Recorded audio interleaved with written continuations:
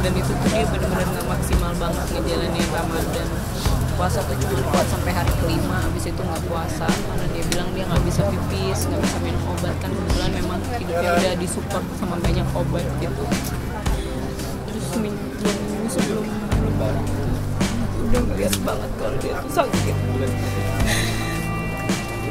Kayak sakitnya tuh di pinggang belakang,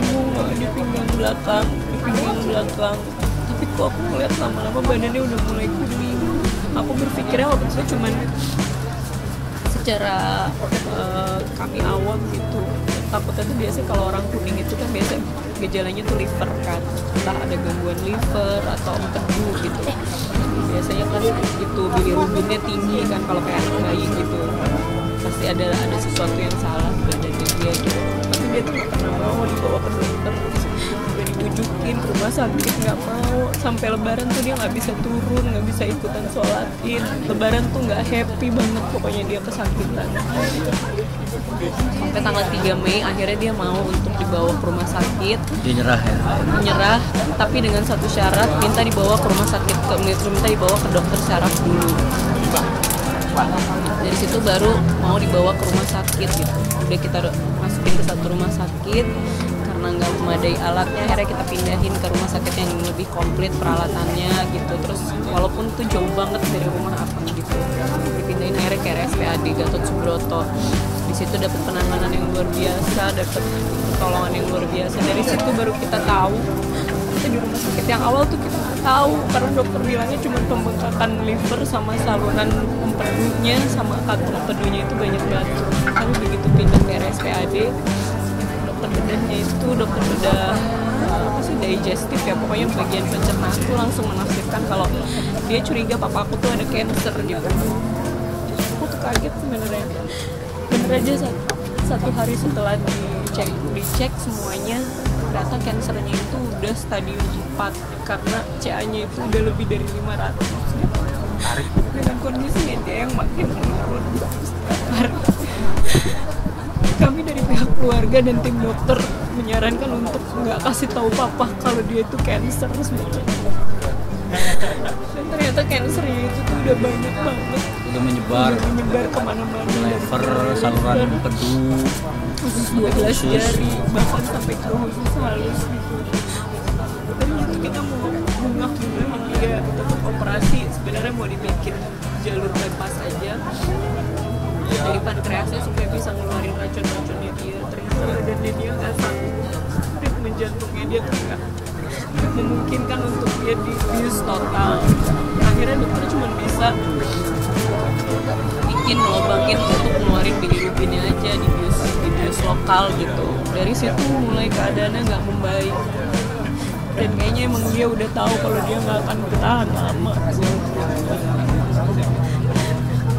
Dan tadi malam tuh aku nggak sempet temenin karena aku berpikirnya kita gantian jaga biasanya dari pagi sampai sore, sampai jam 8, jam 9 itu bagian aku sama kakakku yang cewek.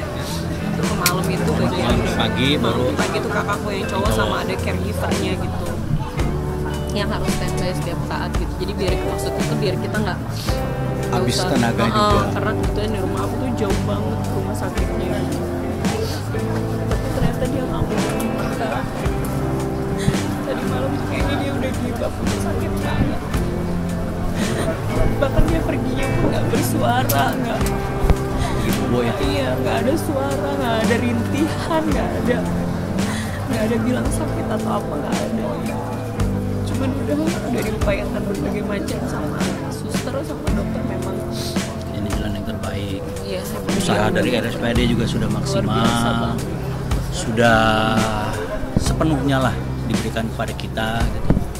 Dan alhamdulillah tadi malam itu memang sempat yang nunggu itu abang yang kita yang paling pertama nelfon kita jam 2 pagi dulu, setengah 2 apa jam 2 ya? Jam 2 kasih tahu kondisi papa, kita langsung udah berat gitu, kasih taunya cuman udah di rumah sini aja, papa udah berat gitu, papa udah berat. Udah akhirnya kita meluncur ke sana, kita sampai juga memang udah nggak ada, udah meninggal. Datang udah nggak ada ya, sudah nggak ada. kalau batang? Nah kalau jenisnya kita nggak tahu pasti ya, cuman yang pasti sudah menyebar kemana-mana, sudah ganas dan sudah menyebar kemana-mana sampai ketika dibuka sedikit aja sudah terlihat gitu, udah kelihatan si sel-sel tumornya itu harus terinfeksi.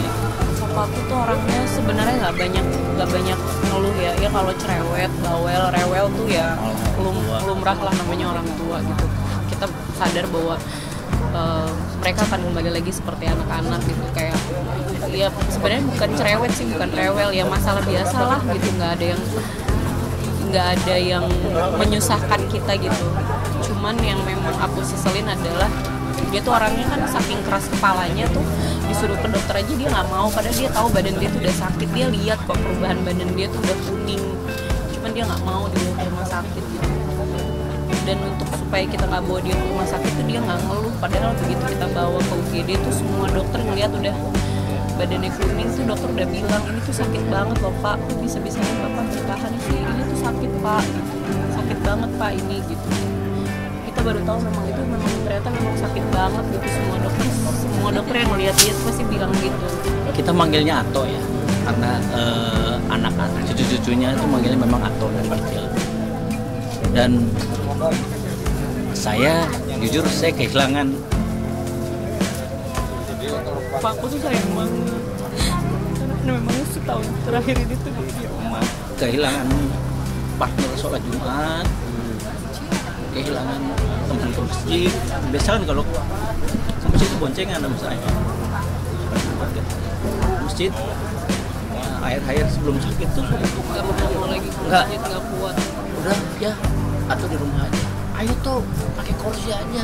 Udah akhir-akhirnya kok pakai kursi aja nggak mau gitu, jadi kok sampai nyerah gini, ada apa gitu. Jadi salah satu imam atau figur saya dari sisi ibadah tuh yang dalam keadaan sakit pun saya sering lihat kan, atau tuh tinggal di rumah kita sudah berapa tahun? Setahun setengah, hampir 2 tahun tuh tinggal di rumah kita. Jadi dalam keadaan sakit parah pun beliau masih sholat, masih dalam tiduran gitu masih sholat. Tahajud tengah malam nggak pernah lewat, saya saksinya tengah malam dalam keadaan kita masih ngantuk atau tuh masih udah tahajud sampai subuh, masih sempat-sempatin gitu, badan udah kuning masih sholat. Jadi emang bener-bener aku nggak nyangka banget gitu, aku pikir dia masih akan bertahan sih walaupun dia sepertinya udah sakit. Aku cuma berdoa mudah-mudahan Papa Husnul Khotimah yang ampuni dosanya, dan sekarang dia bisa sama Mama, dia bisa jalan terus sama Mama, karena emang selama 13 tahun tuh dia ributin Mama aku terus gitu, Mama aku terus selalu emang bener-bener cintanya dia gitu. Mama aku tuh hidupnya bergantung banget sama Mama aku, ribut terus pengen ikut Mama gitu. Sekarang Papa udah ikut Mama, udah Papa harus bahagia sama Mama, biarkan kami anak-anaknya melanjutkan hidup. Dia bisa untuk doain Papa sama Mama.